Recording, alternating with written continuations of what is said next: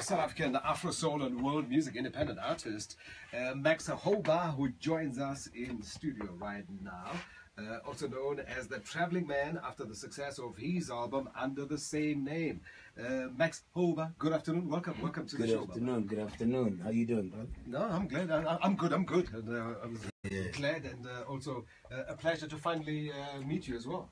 If you know group I was just telling thing, I'm like, I've never met this man. Oh, yes. And the minute she called and she was like, you're going to be on Ernest's show, I'm like, okay. I don't care what day of the week it is or what time it is, I'm going to be here. But the pleasure to be here. No, likewise. Good to have you here.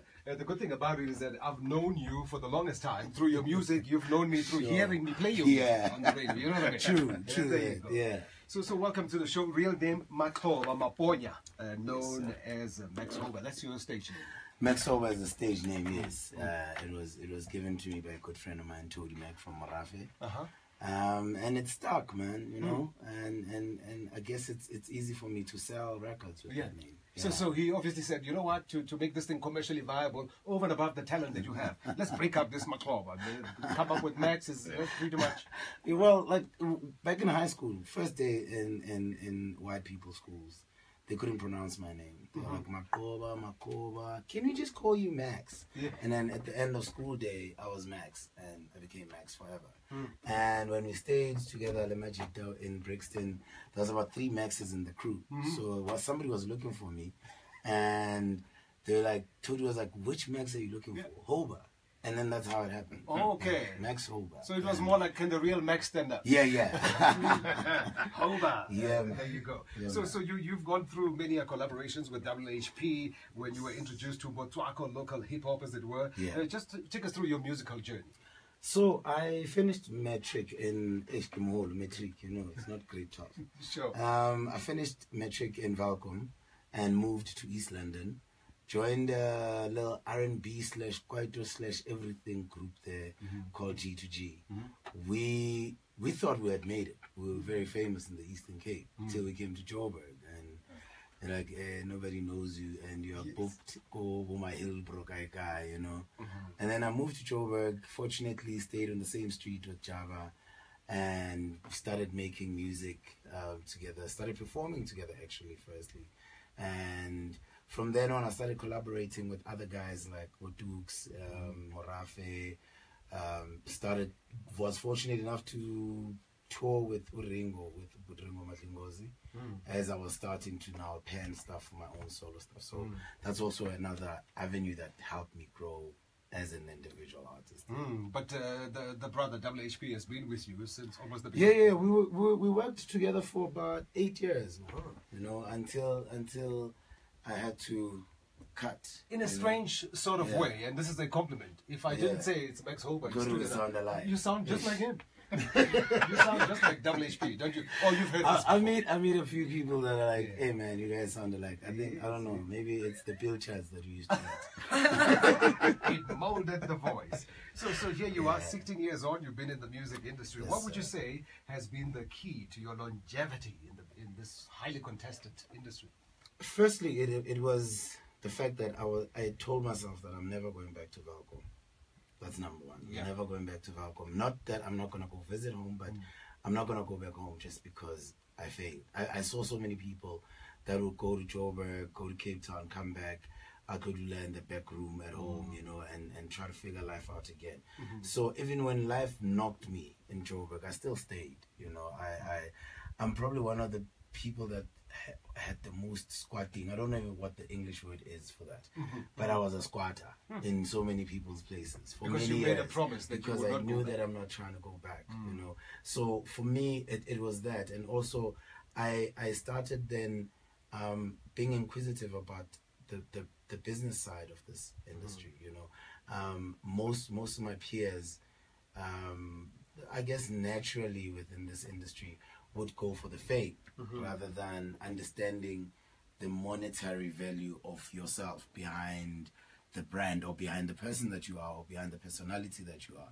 So I just took a decision to say, you know what, I'd rather stick to what I love doing, which is now called Afro Soul, and just stick it out and see how far it's going to take me, you know. And it has taken me this far, which is not bad. This far, you've also become an independent artist. Talk to us about the struggles that come with being independent. Okay. In a nutshell. Okay, yeah. Well, like, look, the struggles about being an independent artist doesn't only start and end when you need to record an album or record a project. It goes as far as you getting shelf space, goes as far as you knowing you're publishing, you know, goes as far as, and all these things, unfortunately, there's no body as such that is just sitting there waiting to give you advice. Or a school. Yeah, I mean, unfortunately, I didn't go to music school. I wish I did, you know, but I wish there was also a school that would teach you just the basics of entrepreneurship in music, in the music industry, you know what I mean? So as an indie artist, man, you can't have a day off, number one. You can't say, no, I won't take that gig because it's not paying me. Remember, nobody has a retainer in this entertainment industry, you know. Unlike you guys that get paid at the end of the month. If I don't do gigs or I don't go hustle something, I don't get paid. My wife divorces me. You know what I mean? It's that so rough. yeah, it gets really rough, you know. And look, I think another thing about being an independent act, you are an independent label or an artist. You are up against people that have done this, companies that have done this for years and years, you know. And you just need to find your niche, I think. That's what I did. I just concentrated on the niche that I am building, and that's what I'm doing around the world with my music. And you're surely doing something right. I mean, you've completed a 6-country and 8-city performance tour of Europe, including Paris, Cannes, and Amsterdam. What were the main highlights from these performances, would you say? My main highlights was Hamburg. I went back to Hamburg last year. I performed there at a festival called Ilanga. In Hamburg? In Hamburg, yes. It's crazy, right? Yeah. So, like, the reception there is so beautiful. And to perform for an audience that has, like, 5 black people and the rest is just white folk, you know.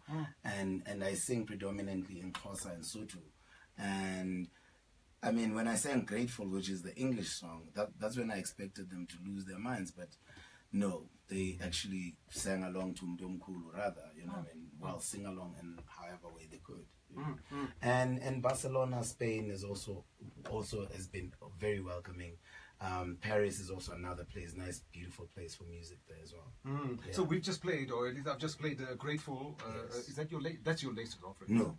Not you do have my latest. No, that's the one before. No, So Grateful was released in 2014.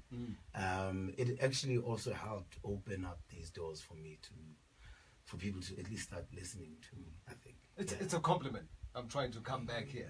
It's a compliment that I think of Grateful as fresh as your latest album. But any plans? What are you working on? Something new? I'm currently working on a few singles. The current single being Asambeni that is out now.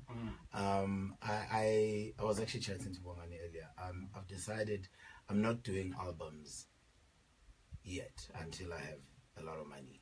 You know, I'll be releasing a few singles this year. There's a couple of nice international collaborations that are going to be coming out. One from Kenya, one from Ghana, 2 from the US, 1 from France, you know. So if time allows, I'll release everything this year. Otherwise, they'll keep rolling over the years, you know, as we perfect them. And I'm going back on tour at the end of May until the beginning of August. I'm doing the Europe circuit again, and this time I'll be doing the US as well. Is that the Masatete Conversation in Music? Masatete Conversation is what I'm about to talk to you about now. So that is next week, Wednesday, on the 24th of Jan at the Orbit. So when I asked for space at the Orbit, they said, okay, what are you going to call your show? And I figured everyone calls it Live at the Orbit, Live at the Ndondon, you know. And I thought, okay, let me try to be deep. And I said, Masatete, Conversations in Music. Most of the music that I write deals with real issues. And I figured this came also after a friend of ours passed away that was a DJ Zondi. And I was like, you know, I feel like part of the things that happened to him are stresses related to our industry. We don't talk enough. And when we do talk, we pretend and lie to one another that I'm good. And you know you're not good, you know. You wanna drink gin and tonic, mara you can afford Hansa, you know. And when you get home, you don't have, you shout the coupon money, chief, you know. And you can't call somebody because somebody that you call, you don't trust that they won't take that story to the paper. You know what I mean? So I think part of us has lost that human touch within ourselves. So with the Mastete concept, I'm like, let's just come back a little bit. It doesn't only apply in the music, you know, it applies in just in general. Joburg's a very hectic place. You need to know that you can be in a space where you can just share things, you know, share frustrations, share your joys, share everything, you know, and with good music accompanying that. So there you go. So it's a conversation about music and you know, your highs and lows. But most of the conversation is going to happen within the music. I'm not trying to have people grab mic there like, hey, so manje wena. No.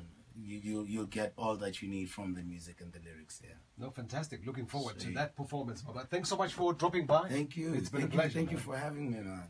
I appreciate it. We wish you all the best. All right. That's South African Afro Soul and World music independent artist Max-Hoba live in studio on the Draft Time Experience.